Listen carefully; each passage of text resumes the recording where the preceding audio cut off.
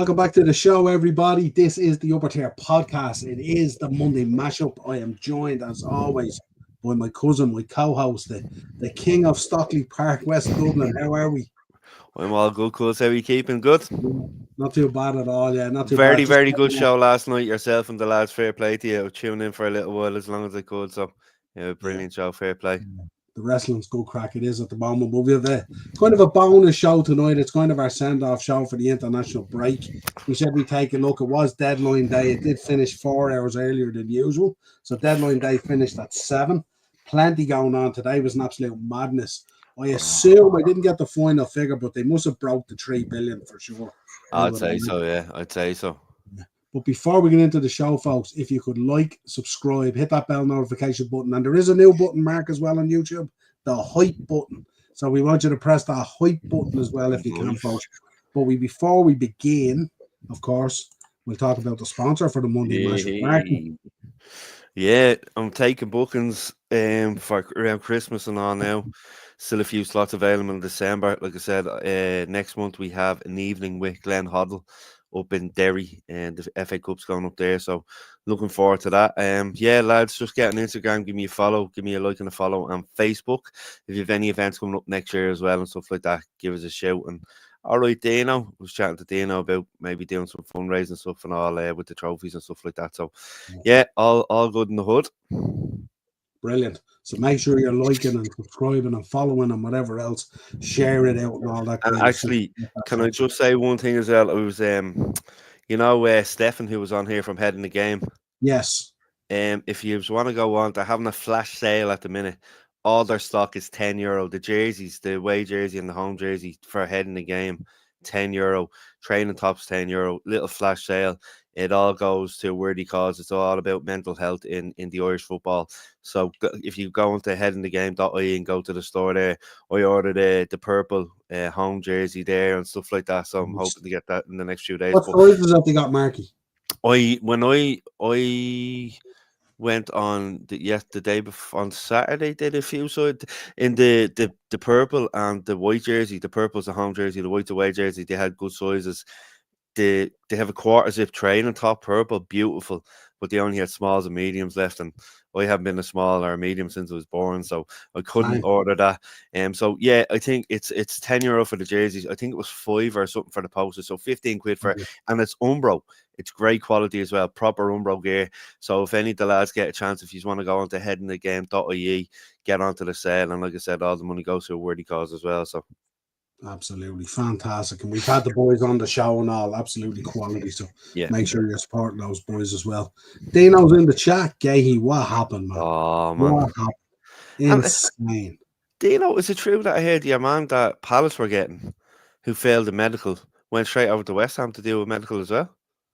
That's what I heard. I don't think he fail the medical, or did he decide he just changed his mind? I think he changed his mind and then went to West Ham to do a medical there. I don't know if that went through or not. Like, I wondered if Parish try and pull a fast one on the contract. Yeah, you wouldn't know him. He's a slithery little guy, I'd say, to work with. Phil's in as well. Big up Phil. How are you, Phil? Phil was texting me earlier. He was in the IMAX LA to watch the Jaws, the 50th anniversary of Jaws in the IMAX. So yeah, hope it went well, Philly. Quality. Right, well, we are going to go quickly through the results of the weekend. We will have a quick look at the League of Ireland as well, and then what we'll do is we'll go down through roughly the top 6-7 teams, what business they've done now that it's closed. How do you feel about it? Have they done enough? Have they not done enough? Obviously, and where we are now that we're in the first international break. But before we do that, Mark, it is a classic movie, Phil. Jaws. What a movie! What a movie! Daz is in as well. What's the crack? Niall, Mark, done deal. Just Isaac to the Reds, number 9 shirt. Yeah, absolutely. Yeah, it does. What's the crack? Dino's in. I think Paris had something to do with it. It will come out. Gay needs to stop the good guy thing. Want a big statement that they'd lied to him. Absolutely. Well, the fact that he's not gone to Liverpool means they have lied to him. But I think what they did was, I think there was talk that Glasner threatened to quit and he was going to park it at Gahey's door and all, but that's shocking. That's disgusting if that's what they've done. Friends in Back to the Future is back in the IMAX in October. Quality. Nice one. They're really good with this nostalgia at the moment. Before we get into that and into the football, Mark, Ollie Horgan sadly passed away. Yeah, an absolute character of the game, and obviously up until only a few weeks ago, he was assistant manager at Galway United. Obviously, he made a name for himself up in Finn Harps. Um, absolute, absolute, like I said, character. He wore his heart on his sleeve. He's one of these guys. Um, from talking to a few lads within the league, you know, you could go down to say a local a local under 16 game in Mayo and you'd find him there, or you could go to Tala, you'd find him at an underage game. He every weekend he had free. He travelled around the country, pick around the match, go to it and stuff like that. Some of the stories coming out, obviously, when Finn Harris at Limerick, I don't know if you've seen that one. Finn Yes. Harris, yeah, and he goes into the dressing room and goes, "Don't know why you're celebrating, lads." He's going straight back down. But yeah, just a wonderful character. Thoughts and prayers to his family, friends, everyone involved with Yeah. Galway and Finn Harps and all. Just terrible. It was, he was sick only for a little while. And he wanted to keep going and keep going. It came to a stage where he had to walk away from the being assistant manager at Galway, and it was just unfortunate. And like I said, you look back at some of the photos, like when he got banned from the touchline, like there was one photo, I don't know where I seen it. He had a cherry picker outside on the ground, standing on the cherry picker and all, looking into the Yeah, stadium. up over. He found these ways and means to do it. And you know, like characters. You need the League of Ireland needs characters like that. It's like when Duffer left, you know, Shells. He was such a character, but Ali was definitely up there. Ali was 100% a character, and he'd be sadly missed as well, you know. Absolutely. It's such a young age as well, 57, like no Yeah, age at all. it's nothing at all, you know. So obviously, again, our thoughts and prayers here at the podcast as well, and being fans of the League of Ireland and all that, like we send all our condolences and thoughts and prayers to all these extended family and the extended football community here in Ireland as well, who have suffered this loss as well. So he'll be sadly missed, no doubt. Right, let's talk Premier League. Only 3 teams, Mark, remain unbeaten. That's mad, isn't it? 3 Jesus games. Christ. 3 games in.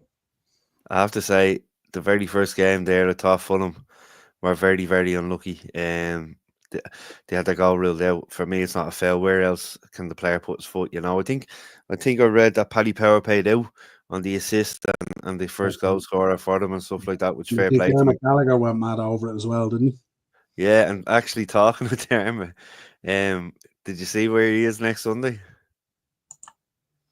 No. Dermot Gallagher will be in Sheriff's ground. He's refereeing Sheriff's under 11s against Finglas under 11s, and then he's going back to Lloyd's Bar in Amy Street to do a Q&A. So Dermot will be there, and it's funny, the little video he done to promote the game, he has his Dublin accent on, you know, when you see him on Sky, it's all. So yeah, he'll be there next Sunday. If any of the lads in the chat were interested in going in, there's a Q&A with him in Lloyd's Bar in Amy Street next Sunday, and they're doing a raffle. It's for Sheriff anyway, so it's all the money that they make going back into the club. So it should be good. Yeah, that's really cool. Yeah, you touch on it. I mean, VAR has had an absolute mare of a start to the season, hasn't it? Some really glaring, like, and like, do you know what really bugs me? It's like we want to hear from them, but then when we hear from them, it's kind of like, well, this is fucking nothing for Fulham. Yeah, like. exactly. Yeah.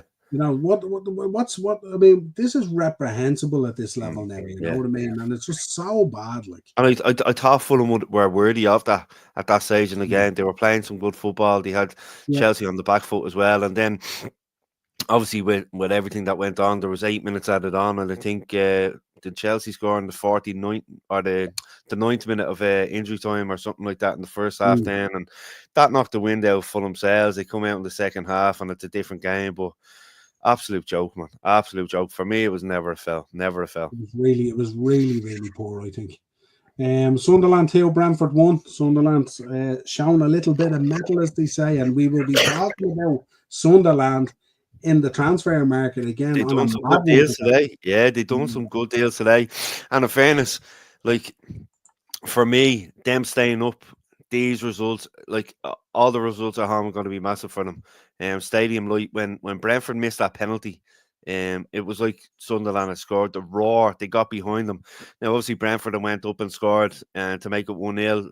You think it might set them back, but they went straight back at it. And the scenes when they got that winner, unbelievable. I'd love to see them stay up. I really do. I think they have such a fight. But like I said, I think the results at home will be the factor whether they can stay up or not. Well, it certainly won't be through any lack of investment, that's for sure. They have No, absolutely no, blown the bag on the squad. So either if big one. it's not from the ownership or the managerial committee or anything like that. That's for sure. One of the surprises of the weekend: Tottenham 0, Bournemouth 1. We had been Yeah. bigging up Thomas Frank and talking about how good Tottenham had looked, and all of a sudden the wheels came off a little bit. They go very Spursy, don't they? You go to dominate Man City away from home last week to get beat. Now, listen, Bournemouth, very, very good team.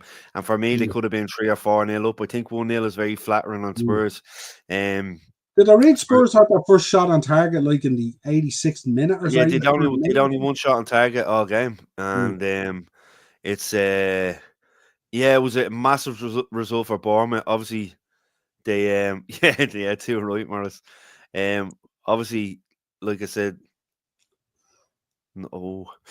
You should watch that now. We can do a watch along with that. You can, cause um, Bournemouth have been playing very well. Semenyo and stuff. And again, I just wanted to mention Brooks again. Like for someone that came back, fought cancer, came back. He's just mm, been unbelievable. He showed such a spirit, and I thought he did a great game. But fair play to Bournemouth. Unbelievable result. Like I said, it should have been a lot more. They should have won about 3 or 4-0. They really deserved it. For Spurs, they go into the international break. A few of the players will go off, but they'll just have to, you know, as Morris reset and then get back to hopefully winning ways after the international break. But yeah, it was one result I I didn't think see they coming. brought in the boy Colin Mawani today as well, didn't they? Seeing that, yeah, yeah. Yeah, so they But are making. I would have seen a draw there if anything, but it was all Bournemouth, all Bournemouth. They look I so think when comfortable we on the ball. reviewed it on the Thursday, we were thinking Spurs, but that it Really? would be tight. But we were thinking Spurs with this run that they were on and Yeah, everything yeah, that they were going to see it out and continue. I was praying for a Bournemouth win because I wanted Liverpool to go top yeah, into yeah, the yeah. international break. So obviously, I First knew. international break, yeah, going top. Yeah, absolutely. Wolves 2, Everton 3. Everton continuing good form this season after starting well. And listen, it was the Jack Grealish show. I know he didn't get on the score sheet, but 2 assists, 4 assists in the last 2 games. He was excellent. It's link up play. Him and Dewsbury Hall, unbelievable signings so far in the first few games for Everton. Yeah, I thought they played very, very well. Obviously, Wolves got back into it towards the end, but I think that the game was well done and dusted by then. Yeah. I think you look at it now from an Everton point of view. One of the best things they ever done was bring David Moyes back to the club. What he's done since he came back in, when was it, January or so? Yeah. Absolute unreal, and he keeps doing it. And it's great to see Jack in a World Cup year, and like we talked about playing on last Monday, playing with that freedom, playing with that smile on his face, and it seems to be continuing. And yeah, You got to feel that the whole team is playing with a renewed freedom. they are, they You are know. 100%. And it's funny, like Beto was on the score sheet. He looked frustrated last week. He wasn't kind of getting into the positions where he could do. He missed a few chances. You can see he was getting frustrated. But yeah, he was on the score sheet again. He looked happy. And Doyle was playing well. Like I said, Dewsbury Hall and Pickford as well. Like Pickford's been fantastic for them. Yeah. Man United 3, Burnley 2. Extremely interesting game. Obviously, a 94th or 5th minute penalty. Bruno ice cold to decide it after missing a pen on midweek and stuff. What did you make of or didn't miss a penalty but stepped up? Stepped up, yeah. Yeah. What did you make of this? It was definitely, I think it was definitely a penalty was the right call, but I thought United should have been out of side in the first half. Yeah, 100% agree with you. I think the first half we played well. Some good passages we played. Excuse me, and I thought we should have been well ahead, well outside. But we done what we done most, and we put pressure on ourselves and let Burnley into the game. Now, I think for me there was a foul on Mainu in the build up for the first goal. I think he got an elbow in the face, wasn't reviewed or anything like that. So, but I thought Burnley fair play to them. They kept going at us and going at us, and I was looking at it going, it's 2-2. We're in the 90th minute here. You have to do something, and we were pushing and pushing and pushing. and we were blessed. Now, listen, from a Burnley fan point of view, I'd be saying to myself, what is he doing with his hand on the Crazy. jersey at that stage in a match? You know, that type And of way. a player goal side as well, covering him. Exactly. And not only that, like, it's been highlighted about the jersey pulling. You know, if it's not from a set piece, it's obviously open play. They're really trying to clamp down on it.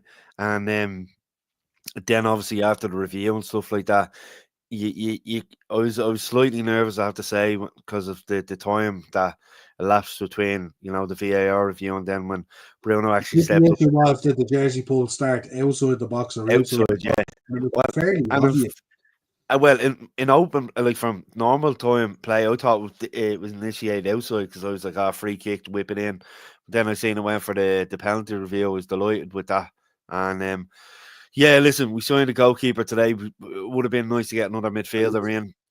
It'd be nice to see now after the international break, Sesko get into a stride, hopefully, and he looked all right getting up high for that header at the back post and stuff like that. But I think we tough games. I think we've City, Brentford, Chelsea after the international break and stuff, and Yeah, I think tough 3 games coming up. it is, so it will tell the tale. But like I text you the other day, we'll be talking about them in a few minutes. Like City have had a worse start of the season than us. It just has not been highlighted, you know, as much as Manchester United whenever we have a downfall or whatever. But yeah, I was just happy to get away with the 3 points, and I think you see how relieved Ruben was, the look on his face, when that full time whistle went. He I think it was Xerxes went over and hugged him on the sideline. He just went straight down, but he was applauding the fans, and yeah, he just looked like a relieved man, you know. And hopefully, Do you reckon if that was a draw or potentially a loss, do you reckon he's gone in the international break? I don't know necessarily if the club would let him go, but it'd be whether he would walk himself, given His what own happened. decision. Yeah, I think that's what it might have been. I can't see the club doing that. Give him time to get the players in, and obviously, like I said last week, it's just about getting the system right and trying to be a little bit more flexible with it in games rather than, you know, what we're starting with. And then I sure will throw Harry Maguire up in the last 10 minutes if we're behind or we're looking for the goal. So we need to be a bit more flexible with that. Obviously, like the goalkeeper situation hopefully has been sorted. Only time will tell what the situation is there. So, and then obviously it wasn't ideal Cunha going off so early in the game with an injury. I think Mount picked up a knock as well. Mount I thought was excellent. Done a lot of running, closing things down in his build of play was very, very good as well. So Mount for me, I said I've always been a fan of him. I've said this on this podcast. He just has to stay injury free. You know, I think given game time, I think he'll do really well. He's a confidence player, and you see over the last few games that he's getting game time under his belt, and he's playing with that bit of confidence. So, hopefully the both injuries aren't too bad, you know. Yeah, the issue is availability always, isn't it? Exactly, yeah. Then we rounded out then Leeds 0, Newcastle 0. Dominic Calvert-Lewin with a great opportunity to grab it at the end and couldn't convert that chance. Yeah, it wasn't a great game. It wasn't a real kind of end-to-end game. We thought the referee had a poor game as well. Yeah. I think it was a miracle Calvert-Lewin played the whole game and stayed injury-free, even though he missed the opportunity or whatever. But yeah, listen, a very, very good point for Leeds when you look at it. You know, they take all those points that they can to build up this, hopefully stay up and stuff. From Newcastle, very disappointed, I'd say. Obviously, with the Isak situation happening at the time, you know, they have Wissa in now. Get the international break under their belt and go again and see where they're at. Obviously, they were missing and Gordon and you know, players like that do change their games against Leeds and stuff like that. But listen, the Leeds crowd got behind them again. It wasn't a great, like, I'd hate to be in the stadium. It was a bit of a dire game to watch, to be honest with you. How weird was it to see Longstaff in a Leeds jersey? I know, in a Leeds jersey, it's mad. So strange, wasn't it? Yeah. Like, He done all right as well. He done all right. he did well. Leeds have some decent players in there, like individual players and stuff like that. Your man in the middle of midfield is very good. Your man out on the left as well. So yeah, no, they have some really good players. Yes, yeah. You expect Leeds to be all right?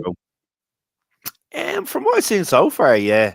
Listen, it's you look at the likes of Leeds around Christmas time with the build up of fixtures and this, that, and the other, if they're still, and then when the FA Cup comes in and stuff like that, injuries. So listen, from knowing a few of the Leeds lads and seeing the Leeds fans base, I would like to see them stay up. I know there's that rivalry between United and Leeds and stuff like that, but I think they're a great club. They're a traditional Premier League club. I'd like to see them stay up. You need them in the league to have the rivalry, don't you? That's exactly. Right, let's get into Sunday. Brighton 2, Man City 1. Man City resting back on their laurels after that goal. And then Brighton they have that way of coming back into a game and turning it in their favour. And so impressive. You took the words out of my mouth. They were definitely resting on the laurels. Obviously scored a goal. It was Marmouche running to the box, and then I initially thought Haaland was offside, but replay he was well onside and little dink finish.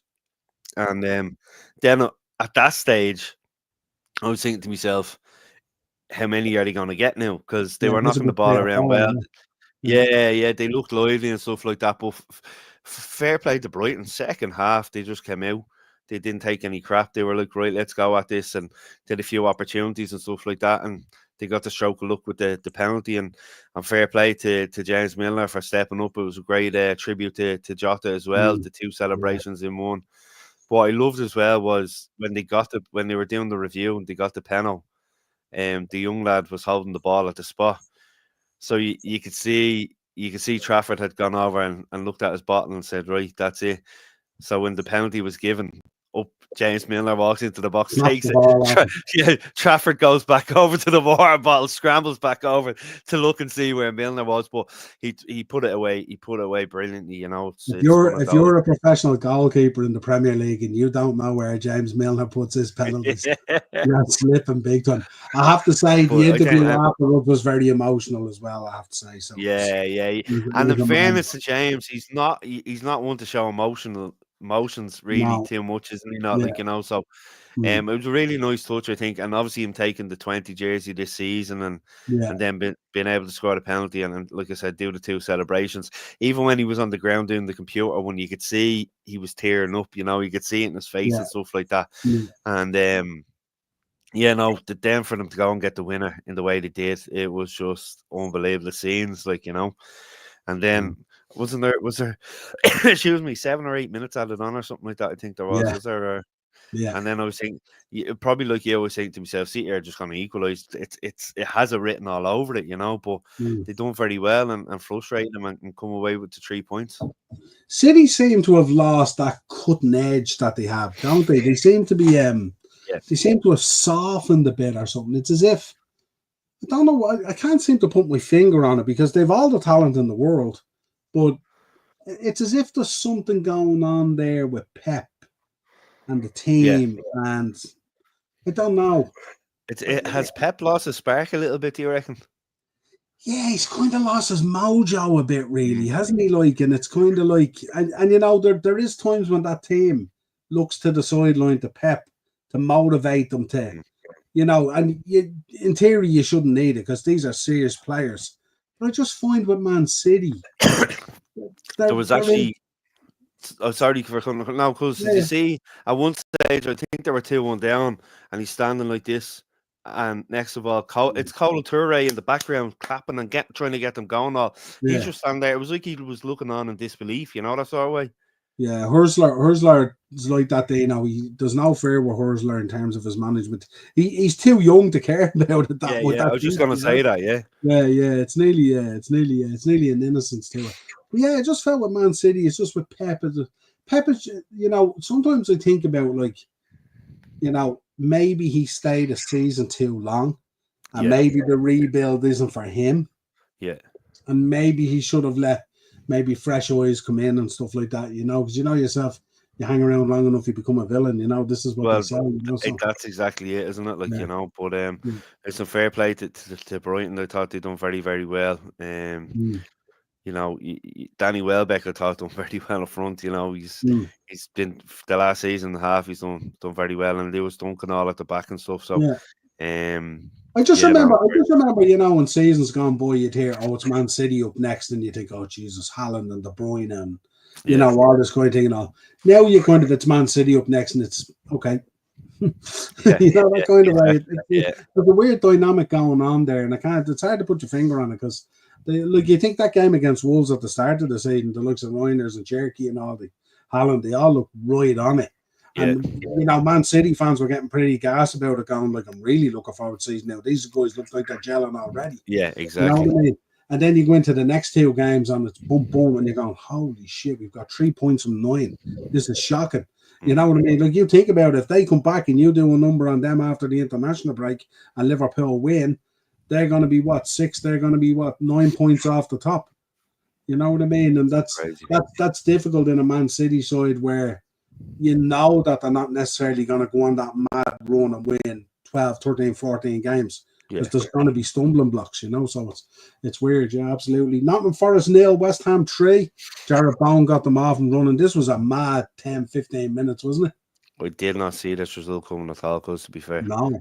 And obviously Bowen arguing with the West Ham fans against Wolves at the end of the Wolves game on Wednesday night, you know, and then he comes around and scores it, and then it's weird because I was looking at obviously watching the City game here with George and Holly with me yesterday, and me mum and dad were out, and obviously my mum's a West Ham fan, and we rang me dad and it's still a lot. Then they go, oh, 1-0 West Ham, so they had the 2 games on down in Tom's. Oh, I don't know how, like, but you know yourself. But and then he rings me 2-0. I was like, what? Then 3-0. I was like, Jesus. All right, Baz. Couldn't believe it because if anything, I thought the best West Ham would have gotten would be a draw of that game. It was working towards a 0-0, wasn't it? Yeah. I thought like if anyone would have nicked it, it would have been Forest. But I think I had draw written all over it, and very surprised. And maybe I don't. For some clubs, I think the international breaks come at a good time. But for West Ham, it's one of those things. You know, you played so bad, you're after getting a 3-0 win. You just want to go in the next game with the confidence and momentum that you have. But now you have an international break for 10 days or whatever it is. So kind of, like it kind of takes it away from it a little bit. But hopefully they do the business after the break and go on a bit of a run. But because other than that, I think Potter could be in trouble. Would you be worried about Nuno at all at Forest? I wouldn't say from a football point of view. I think it'd be his relationship with the owner that would, isn't it? So it wouldn't take many results like this to get him fired up and upset. Exactly. You know what I mean? Because like we seen his press conference there 2 weeks ago, and then the owner got interviewed there at the draw for the Europa after, and he says the relationship is good, but you could see I wouldn't trust a word he says. You know, that's the way. So the point is good, yeah. Yeah, so but yeah, I don't think he'd be sacked for footballer reasons. I think it would be a breakdown of the relationship with the owner rather than that, you know. Absolutely. Liverpool 1, Arsenal 0. Billed as the big game of the weekend and all, the Super Sunday, lots of goals, all this kind of thing. I did a preview with the boys at the weekend and I said this is going to be a chess match. This is not going to be high scoring. This is going to be one of those games. And I said we're going to sit deep. We're going to cough up the ball to Arsenal and see what they do with it and all that. It's kind of what we did, really, you know. Yeah. It was. What were your thoughts? I was looking forward to it again. I was sitting here with the girls; they were playing here and stuff like that, and sat down where I am now watching it. And I thought to myself, this should be a good end-to-end game, but wasn't great at all. Both strike forces were for pretty poor, I think, to be fair. I thought Kirk has played his best game for you. I thought he done very well, getting back, making a few very, very important tackles and stuff like that.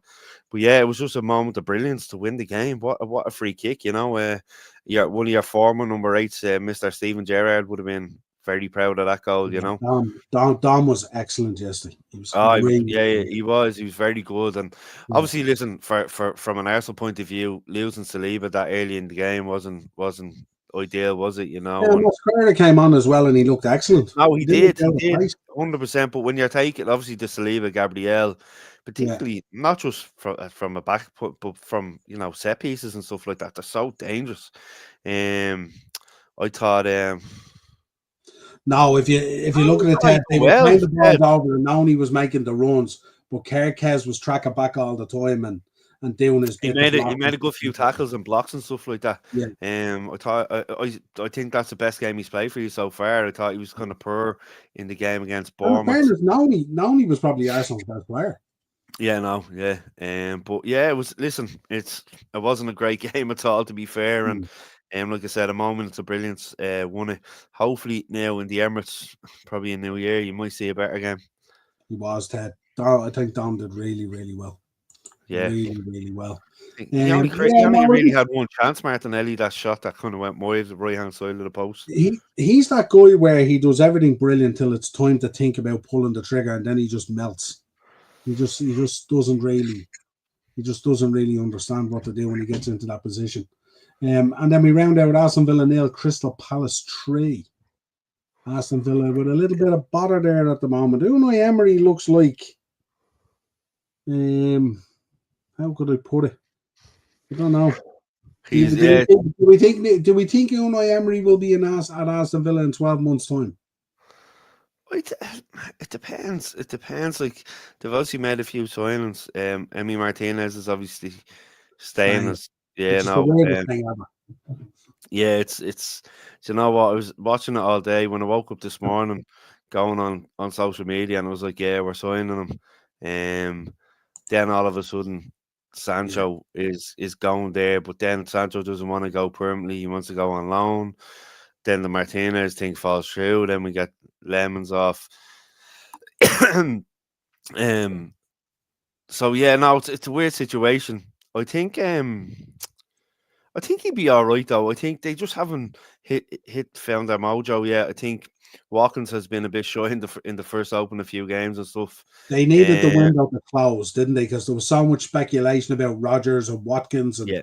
like their minds were just all over the place. I think now with the windows closed, maybe they know they're staying there. They can focus a bit better now and stuff. Who was Rogers linked with again? Brandon Rodgers. No, Oh, us. He was linked with us. was he? Yeah, it was That's supposed to who be it was. talk of him coming to us as part of a Harvey Elliott deal and stuff like that. Not connected, but individual deals. So. No, but Yeah. in fair play to you, it was a great performance with Palace. Great job by Glasner. Wharton again, I thought was very good in the middle. I think he was celebrating that goal, the first goal going in before it actually went in and stuff. And yeah, listen, Mateta steps up and scores as well. And yeah, but I didn't see 3-0. I didn't see it at all. And No. obviously, we all thought it was a parting gift Especially from Gay. away at Villa, like. It's Yeah. a tough fixture, like. And then we thought with Gay, he's parting gift for Palace, his last goal, as we would have thought, you know. But yeah, I thought it was an excellent performance by them, you know. It's a great start to the season from them as well, and you'd like to think they can continue that. Yeah, absolutely. Right, so that rounds that up. Quick League of Ireland update. Walk us through it, Mark, if you want. Start wherever you wish. Did you see the Dundalk game? Mental. What the hell? Like Dundalk went 1-0 up, right? Mm. And then they go 2. Then a minute after they go 2 up, Kerry get another one back, right? Then they go 3. Then Kerry, literally a minute after they score again, Kerry get the score. They were left so open. But yeah, great result for Kerry. It was a Great much result needed. for the table. Yeah, particularly obviously Athlone have been finding it very, very hard to score goals. Obviously, they made a change in their manager. They promoted one of the managers from the youth setup. I think I was speaking to a Bows fan in the shop earlier on. I said I think they need to bring someone in with experience next season because it just hasn't been going right. Like Longford or Pittsburgh, I'm not a fan of Wayne Groves and the style of football, and even they're doing a lot better than Athlone this season. But yeah, I suppose Cole still had to go there and get the win. And it kind of keeps it a little bit more interesting. Then they're only 6 points behind them and stuff like that. It feels like it's the first time this season that Dundalk have opened the door a little bit and Cove have stepped through because obviously Bray have tailed off with a poor result against the Shieldens. Exactly, and then obviously Finn Harps on what was a very emotional line for them, getting the win, which I thought was brilliant, and very emotional scenes before the game, laying the wreath down in the centre circle and stuff. So I think a lot of people would have thought Finn Harps would have got the game called off, but fair play to him for going ahead and doing it in Ollie's memory and stuff like that. And there was great scenes up there, and it was great seeing him win and keep a clean sheet. And it was a massive 3 points.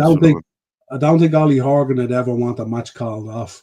No, exactly. And then down the Belfield Bowl, end-to-end game as well. UCD just getting the edge over Bray, and Bray be very disappointed, considering obviously Dundalk drop points. I know they're a bit away, but you still want to be keeping track on Cove as well. Bray be kicking themselves. Bray have had some really good opportunities this season to move up, and they've shot themselves in the foot. Yeah, you know. Well, and they've made you look at some games, they miss opportunities in the end of games, like in Belfield. There, they missed a good few chances at the end when they were pushing for it. Yeah, saying that they already got injured in the warm up. Apparently, Arteta asked him. He said he was okay to go. So, serious. Yeah, it's hard to know, really. Yeah, it's hard to know. So, Jesus, and and then obviously, listen, a great win for Cork at home against Waterford. We haven't said that too much this season. They've only 4 wins on the board. Waterford be disappointed with their performance down there. They didn't really show anything. Cork were kind of all over them from the start. Waterford got back into, I think, the first 10-15 minutes of the first half, or the second half, sorry. But they weren't at the races at all, to be fair. Yeah, Dom has really stepped up this season. We thought Verts was end of Dom, but he's fighting tooth and nail while Verts is struggling to get going. Yeah, absolutely. 100%. And then obviously, just mentioned congratulations to Shells and Rovers on the achievement of qualifying for the Europa Conference. My cousin Dave was up there on Thursday, sending me videos and sending me pictures. My mate Keith and all, and they've already booked away trips to Holland and Macedonia already. So I'll get to a few of the home games and stuff like that. Obviously, the draw against Palace on the 11th of December is going to be brilliant. So important, isn't it? So important financially for these clubs. It's so important. Absolutely, and obviously we're just waiting to hear if it's going to be in Tallaght. There's whispers they could play some of the games in the Aviva and stuff like that. But because Palace are going to bring over a good crowd, I think there's been talk already about 4,000. Palace going to be Palace fans traveling over and all. So I'm really looking forward to that, and fair play to Rovers as well. They done a really good job last week, and great scenes at the end with little Josh Bradley. Me, a friend of mine, Georgie Kelly, is the photographer for Rovers. He sent me a few of the pictures he took, and then he put them up on social media.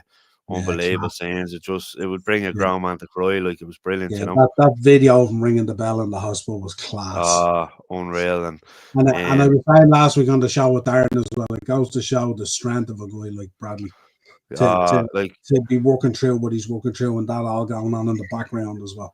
I have to say, like, we've had me issues with Stephen as a referee at Shamrock Rovers youth games and stuff like that. I think I told you on this podcast before, but listen, what he had to go through and stuff like that, and the whole family and the whole club, the whole community in Tallaght come together, united, and got behind poor El Josh, and to see him ring that bell, and to see the Rovers fans last week, the scenes when Josh came out and started doing the fist pump and stuff like that with his dad, it was brilliant to see. Brilliant. Bring a tear to your eye, it really would. Fantastic stuff.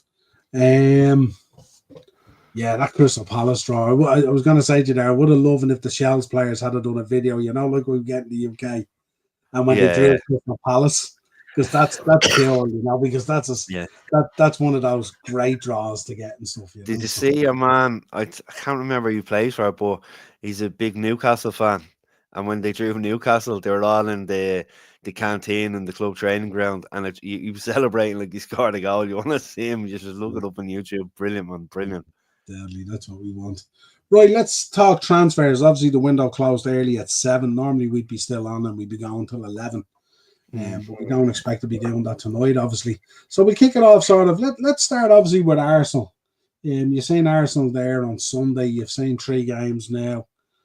How are you feeling about Arsenal? How ready are they and stuff like that? Could you say, have they done enough? Have they leveled up enough? Obviously, SA going in there, Hincapié today on a loan, obviously going in from Bayer Leverkusen as well. And obviously your ex-manager getting sacked. So you've had 3 nearly in a weekend. Ollie, Jose, and Eric, now yeah. Ten Hag. Absolutely. After 2 games. F- Yeah, spot on, Phil. Spot on. Definitely, Phil, 100%, 100%. Yeah, I think, listen, for the last few years, Stevie Wonder could see that Arsenal needed a striker. They've got it's just after coming on here. I had the transfer deadline day on, and the Arsenal Liverpool games after coming on again. There you go. There you go. Yeah, so they went out and got their man. So see how he settles into the Premier League. Obviously, his first few games, he was getting slagged about his positioning. He looked a bit off it. It's going to take him a while to settle in. Obviously, he's played in England before with Coventry and stuff, but it's a different ball game when you're the main striker at Arsenal going into these big games and stuff. Yeah, I think they've done all right. It'd be interesting to see how they do now. Like I said last year, I think that they missed the likes of Calafiori and stuff like that with injury. I think he's been very good for them. I don't know. Do you know what it is though? They probably look. Obviously, if anything happens up front, injury wise, they're a little bit light. Do you know what I mean? And it's a long season, but you'd wonder what the story is. Just even when they're fully gelling and stuff like that, you just feel like they can do a bit more, or they're holding back or something. I don't know. There's something about them, you know. But it'd be interesting to see. I think I was looking at their fixtures there after the international break earlier on. I was just having a gander. Forest. What's a Forest? I was looking there. So they play Forest, City, Newcastle. Like really tough games coming up. Yeah, I think we've Burnley, Everton, and Palace. Okay, yeah, and obviously the Champions League kicks back in then after the international break as well, you know. But yeah, they really have some tough games coming up, and then quick one to touch on there. Villa, I saying today, Victor Lindelof unattached going in on a free, and it just sounded weird. You know what I mean? He's been at United for donkey years at this stage, you know, but it was just a weird. But I think it was on Thursday. I heard he was going to Fiorentina. That he'd done a medical and stuff like that. So the Villa thing was a bit left field for me because I thought he would have went to Fiorentina and stuff. But yeah, he'll be a good squad player for them to have. Yeah, Ted, I can understand why Glasner said it and stuff like that and all, but I think like you got to fear for Gay in this situation. I mean, like this is not something that has come up in the last week. This is something they knew about from nearly a couple of months ago, because I think we agreed personal terms with Mark Gay about 2 months ago, I think. You know what I mean? So I think Palace has really let him down. We understand if you want to keep a player like that and stuff like that, but now they're going to lose him on a free. Yeah, you know, because he'll go out in January now, and he'll probably sign for Liverpool on a free and come in next summer. Like, but you know, kind of like we waited a year for Van Dijk. You know what I mean? So no doubt we'll wait a year for Gahey. You know, so we'll probably sign him up prior to the World Cup as well, because we don't want his value. You know, we get that done. So yeah, but not good. It's not good when you wait. I get it if you're passionate. And I think Dino was saying as well that kind of Glasner, he's coming into the last year of his contract or something like that. So I like him. I actually do like him, in fairness. Yeah, no, I have a lot of time for stuff like that. Like, I can understand, like, if you're losing your key players and you don't want to lose them and stuff like that and all, but if you know about it and 2 months ago you knew about it, you should be planning for it. And they have money now because they're in Europe and stuff as well, you know. So true, yeah. As they going to they're showing the United Burnley game now. As they obviously going to Arsenal, they thought he was going to Spurs. And like Glasner's probably looking going, I've only a few days to try find someone and trying to get the right player in at the right price for the club as well. It's tough on them, you know. Yeah. Chelsea. How you feeling about Chelsea? I mean, obviously Alejandro Garnacho going there, the 40 million deal done. Finally. Sounds like a lot of United fans would avoid it on this. Some thought he should have went for much more. He has quite a high ceiling. Other thought 40 million was in around it because the falling out with the club was so public, so they knew he was ready to go. So What's your own thoughts? It's just like 40 million. It's the fourth highest fee we've ever gotten for a player. It just shows you. It's shocking. I think I Mm. spoke to you before about this. Like your man that went from News to Bournemouth for, was it 25 million? Ben Doak. Ben Doak. You signed him for 300,000 from Celtic. Yeah. He goes for 25 million to Bournemouth. Yeah. Garnacho, 40 million. I don't know. I think we could have got a bit more from him, to be honest with you. But listen, sometimes you just have to take the hit. For someone who doesn't want to be there, he kind of burnt his bridges with the manager and the club and some of the fan base as well. So I Yeah. think at that stage, I think you just have to get whatever you can for him. And not only that, it's important to get him off the wage structure as well. So listen, best of luck to him at Chelsea. We've seen pictures of him today in a Chelsea tracksuit when he was a young lad and stuff like that. So, obviously that's the only move he wanted, and he's after getting it. So, best of luck to him.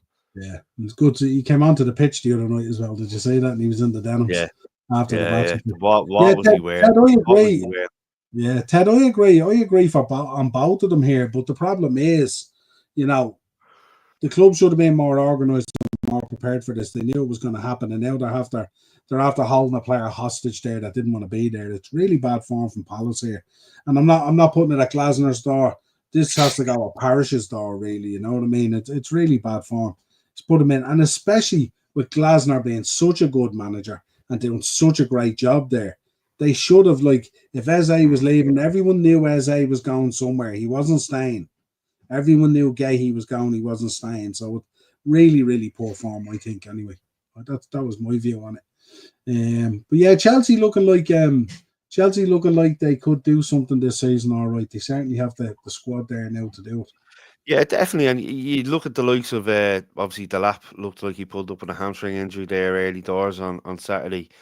But you have Joe Pedro and players like that there and stuff. And Yeah, to plenty me, of they quality. have a decent squad there. Oh, look at that goal again. Bernie's equalising second goal. Oh, absolute joke. That's the one, where Manu gets the elbow to the face. Yeah. What did you make of? I wanted to get your thoughts as well on Trafford going back to Man City and now bringing in Donnarumma. Yeah, it's a bit of a weird situation. Obviously, he was with City beforehand, gone to Burnley, done very well. Obviously, he was the hero in the under 21s Euros, saving the penalties and stuff like that. Got off to a bad start, particularly against Spurs there last week, trying to play out from the back. I thought he pulled off a really good save there against Brighton. That I didn't think he'd get to on Sunday. He got Sunday sat down afternoon. for that goal. Remember, he got sat down for the Brighton goal as well. I don't think. I would be surprised. He'd be very naive, I think, if he thought he was going back into City to replace Ederson.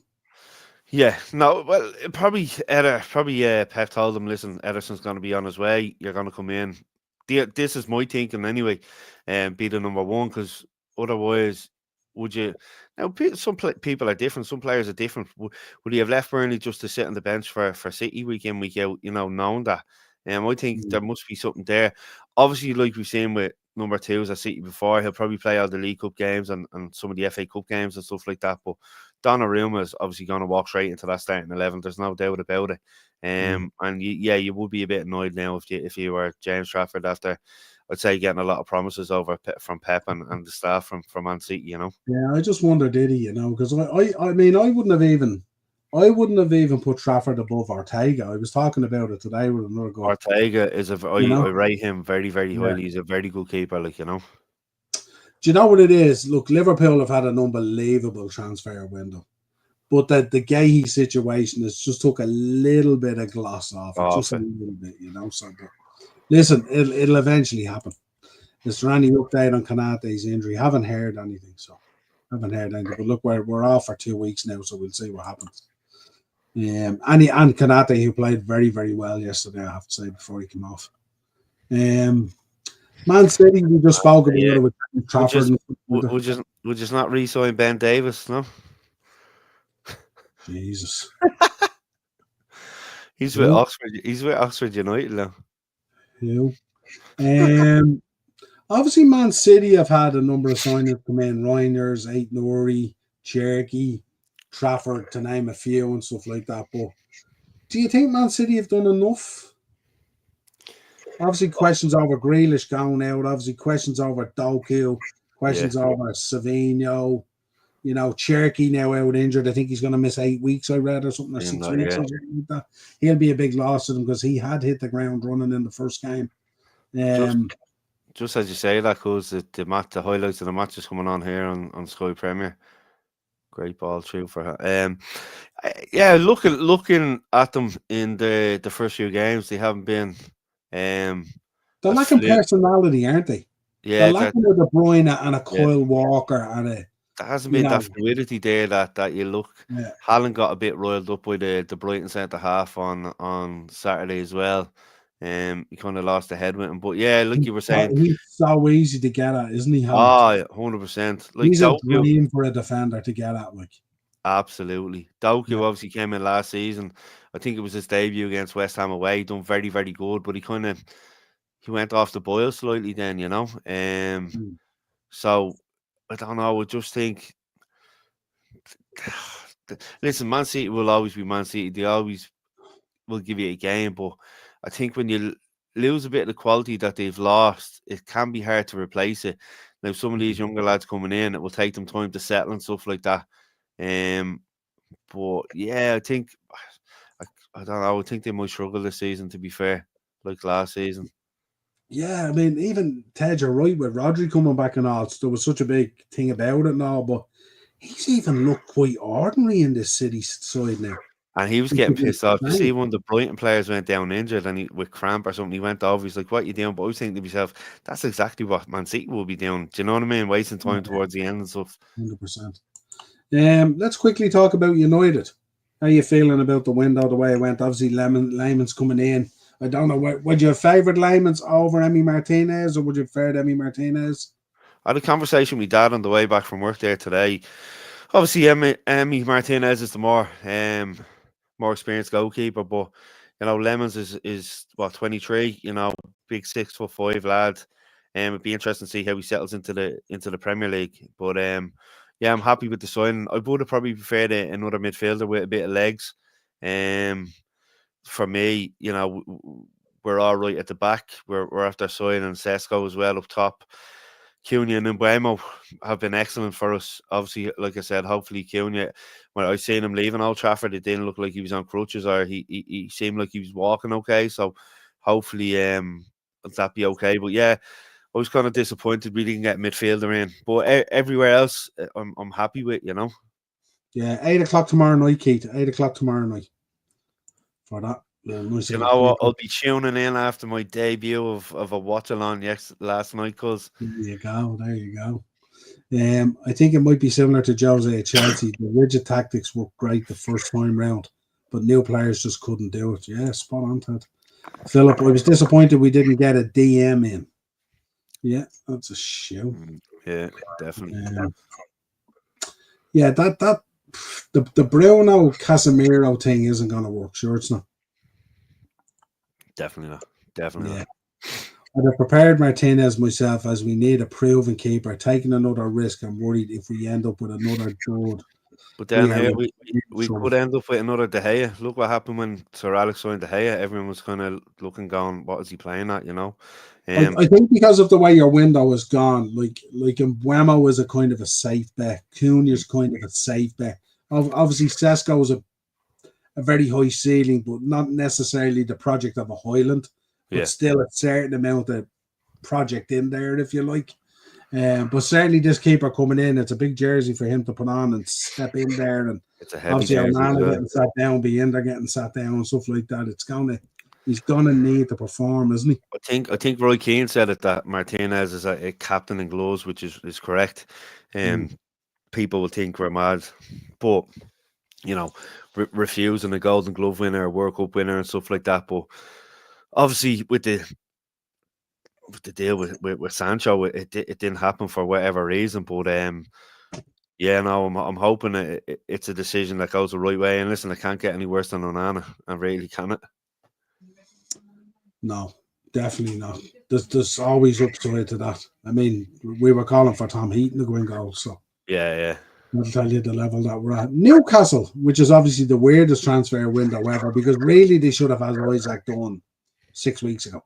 Yeah. This is crazy, the players that they've moved out on. And then you see the likes of Sean Longstaff leaving, who's playing well for Leeds. Callum Wilson, obviously, doing well as well. He scored yesterday, didn't he? That's right. But I mean, what have you made of their window? Obviously, Alanga coming in, he'll be a good signing for them. Jacob Ramsey coming in. They've brought in your man Voltamade, out of Stuttgart, and now they've brought in Vissa. Yeah. No. I think there Wissa be a good signing. Obviously, like you said, the Isaac situation probably should have been done a few weeks ago, where they, probably had more time to organise replacements and change things around. Yeah, Litson Longstaff is always going to leave. Alanga, I think, is going to be an excellent signing for them. He showed that in the first few games, is lightning quick pace, and I find it very hard. Like, he was very good with us for the short period of time. Like, he was in the first team, and then he just excelled at Forest, So I think he'll do really well. You'd like to think they were really poor against Leeds on Saturday night. They need to improve, and it's up to Jason Tyndall to do that, because he's the main man there, isn't he? Yeah, and also with Ted there talking about the keepers and stuff like that. There was a good point made today that, like, all keepers make mistakes, but not all keepers who make mistakes carry the emotional baggage of making the mistakes. Like, for instance, Allison could go out 1 week, he could make a mistake, but the next week then he's back, he's world class again, thriving and stuff. I think with Onana and with Binder, I think they carry it like it's nearly getting like a 4 week hangover from a mistake before you kind of climb out of it and stuff like that. But I think all the top keepers, they all have a mistake in them. But when they make a mistake, they move on from it really, really quickly. But I don't think Onana looked good at other clubs. You look at him at Ajax, he was brutal. You look at that Europa League final we played against Ajax, he was shocking in that game, and many other games for Ajax as well. But Binder, when he was over in Turkey, he looked solid. He definitely did look solid. But I don't know whatever happened with his confidence when he came over here. Obviously, it's a different league, different club and stuff like that. The jersey weighs heavy, and it just hasn't worked out. Yeah, absolutely. I think they didn't go after Martinez. I would assume they had agreed terms with both. I would assume Martinez would have been much more expensive. Wages wise, yeah, he was. I think he was looking for, was it 250 a week? I hear something like that, yeah, which is massive now at United, because United's in the 140 to 180 range, bar the likes of Bruno and stuff like that. And then obviously the Sancho deal, worked out different. United, and I think Philippo wanted him to move permanently, but he just wanted to go as a loan, so that knocked the Martinez deal out of the park then as well. For so long, Villa wanted him gone. It was a weird one today. Sure, look at his last game against us last season, Old Trafford. Everyone thought that was going to be his last game. When I heard you had gone for Lemons, I had heard he had pivoted and he was looking at somewhere like Fenerbahce or Galatasaray or something. And then all of a sudden he had re-signed again. Like, it was weird. Obviously, two big signings today for Sunderland. They've brought in a lot of players. Adingra and all has come in. Granit Xhaka's come in. To name but a few. They'd Mark Guehi there as well, who had been recalled by Chelsea as well, obviously with the issues, the injuries of that. But then they sprung these two today. Brian Brobry, a player who had been linked with yourselves, and I think he'd been linked with us at one stage as well from Ajax. And also the boy Gertrude from RB Leipzig as well, a real good player as well. Yeah, no, your man, the centre half, can play right back as well. Very good player. Xhaka, we forgot to mention his assist on Saturday. Brilliant assist for the Sunderland goal. He brings that bit of Premier League experience that they need to go with the young lads that they've brought in as well. It's a new big squad. Exactly. I think they've done well in this transfer window. I really do. They've mixed it up. They brought in some really good players. And like I said, they still have a few of the lads that have been there throughout, like the promotion push from last season and stuff like that. So for me, it's a good mix where you look at someone like a Burnley and they just look like they have a championship team, where Sunderland have been very active in not doing that, and they've brought some really good players in. So yeah, if I'm a Sunderland fan, I'd be very happy with the window. Yeah, and we rounded out then with Tottenham, obviously bringing in Mohamed Kudus, very good sign, and obviously Joe Brilliant, man. Pellegrini as well from Bayern Munich, and then topping it off with Javi Simmons. And then Yeah. today, obviously, I think they brought in Colin Muami. So they've had a really, really good window, Spurs. They've leveled up in terms of the quality as well and stuff like Yeah. that, which, very, very important as well. What are you expecting from Tottenham this year under Thomas Frank? It's so hard to judge Tottenham, isn't it? Like, it's so hard. Even like you seen last week, you seen against City them playing so well, pressing them so well, playing some really good football, and then they go and undo it all against Bournemouth this week. So it's hard to tell. I think Kudus, very good signing. Really liked him at West Ham. Thought he was excellent. Even the likes, and didn't sign this, but Brennan Johnson has looked really good so far this season. Like I said, when they signed him from Forest a few seasons ago, I didn't know what to make of it, but he's been excellent. And it's you can never judge Spurs, even with Thomas Frank in charge. You can't judge them, but I think they'll do well. I do. I really like Thomas Frank as a manager. He's kind of tightened up at the back, more so in the first few games than last season, so you can see that improvement already. So I think they'll be all right. I think they'll be thereabouts again near the top. I expect their results to be kind of more level than kind of roller coaster. Yeah. They won't be as erratic as last season. Let's say, Yeah, there'll be a kind of a level that they'll find and they'll perform at that, and it'll be consistent. So that's what you get with Thomas Frank and stuff. And he certainly has some key players in there now to work with. So it should be interesting. Yeah. So, does anyone still think United will finish fifth? I think the key thing for United is they need to find their scoring boots, and it all depends on how this keeper comes in and how he gets on. And not only that, listen, we know European football as well, so that we can use that to our advantage, but we have to use it in the right way, and we don't always do that. So we'll wait and see what happens. And the midfield. So important to change with that. You can't continue with a Casemiro Bruno. No, definitely not.